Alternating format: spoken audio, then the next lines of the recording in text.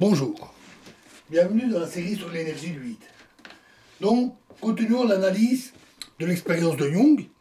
Nous avons obtenu les amplitudes pour les différentes situations où l'électron arrive sur le détecteur X, où on a détecté les photons D1 et D2.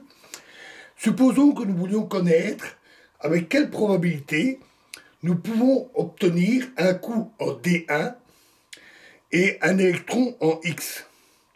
Ce sera la valeur absolue du carré de l'amplitude donnée par la première relation qu'on a vue, c'est-à-dire précisément A'1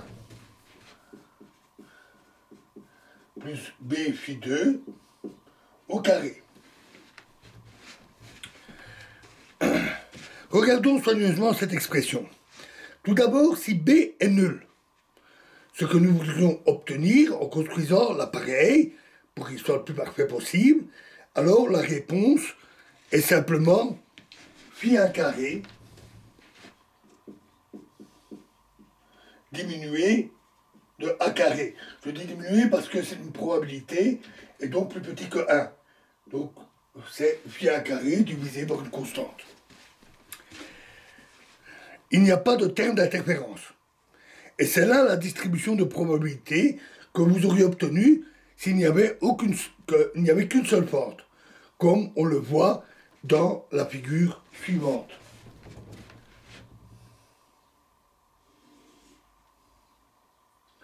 Donc on trace ici la probabilité, la position, on obtient une courbe comme ceci. Par ailleurs, si la longueur d'onde est très grande, la diffusion de la lumière derrière la fente 2 vers D1 ne peut être exactement la même, donc vers D1, peut être exactement la même que par la fente 1. Impossible de dire par quelle fente l'électron est passé pour diffuser le photon. Puisque A et B, bien que A et B puissent contenir des phases différentes, nous pouvons sans vraiment changer le résultat, on aurait juste un décalage de la figure. Considérons le cas simple dans lequel les deux phases sont égales. Si A est pratiquement égal à B, la probabilité totale devient phi1 plus phi2 au carré, à nouveau diminué de A carré, qui peut être alors mis en facteur. Mais ceci n'est autre que notre distribution de probabilité que nous aurions obtenue sans aucun photon du tout, avec un terme d'interférence. C'est l'expression qu'on avait vue.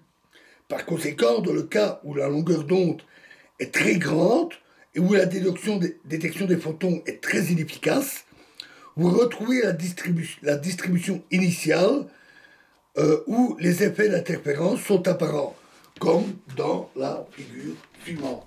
On obtient alors une figure qui ressemble à ceci.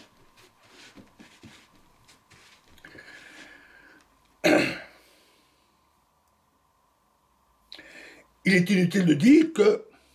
Ah oui, pardon. Dans le cas où la détection est partiellement inefficace, il y a interférence entre beaucoup de phi1 et un peu de phi2, et on obtient une distribution intermédiaire telle qu'on pourrait l'esquisser comme ceci. On obtiendrait une courbe légèrement imprécise, plus faible de ce côté-ci. Donc, une forme comme celle-là, avec des interférences légèrement distordues. Et plus la détection des photons est inefficace, plus ça se déforme et plus ça tend vers une simple bosse. Alors il est inutile de dire que si nous cherchons une coïncidence entre les photons détectés en D2 cette fois et les électrons en X, on aurait le même genre de résultat. Maintenant, il y a un point sur lequel je voudrais insister, pour que vous évitiez une erreur courante. Supposez que vous vouliez seulement l'amplitude pour que les électrons arrivent en X, quel que soit le détecteur des 1 ou des 2 touché par le photon. On regarde juste les électrons. Devons-nous ajouter les amplitudes données par les deux relations que nous avons vues? Non. Vous ne devez jamais ajouter des amplitudes qui correspondent à des états finaux différents et distincts. Une fois que le photon est détecté par un des compteurs de photons, nous pouvons toujours déterminer, si nous le voulons, laquelle des deux possibilités est réalisée, sans pour cela perturber le système. On peut, même si on ne le fait pas explicitement, on peut relier les impacts sur la cible liés à D1 et les impacts reliés à D2. Chacun obéissant à une distribution de probabilité. Même si on n'a pas fait la distinction, une telle distinction existe. Et le nombre total d'impacts, la distribution totale d'impacts, c'est simplement le regroupement de tous ces impacts. Donc la somme des probabilités de chaque impact, et pas la somme des amplitudes.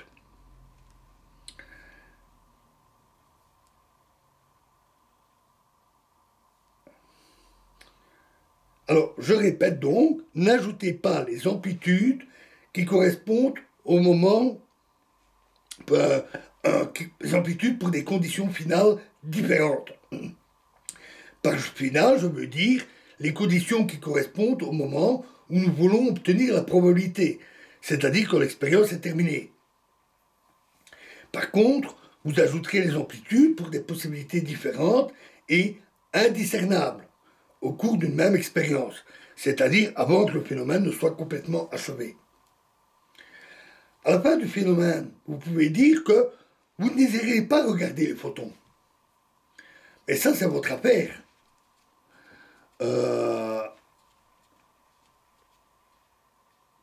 N'ajoutez pas pour autant les amplitudes. La nature, qui décrit le phénomène physique de l'expérience de Jung, ne sait pas que vous êtes en train de regarder et elle se comporte à sa façon dans cette expérience. Que vous daigniez ou non prendre note du résultat. Nous ne devons donc pas ajouter les amplitudes dans ce cas. Nous prenons d'abord le carré des amplitudes pour les différents événements finaux distinguables, puis seulement nous prenons la somme des probabilités. Voilà, et nous continuerons encore un peu sur ce sujet dans la prochaine vidéo. Je vous remercie.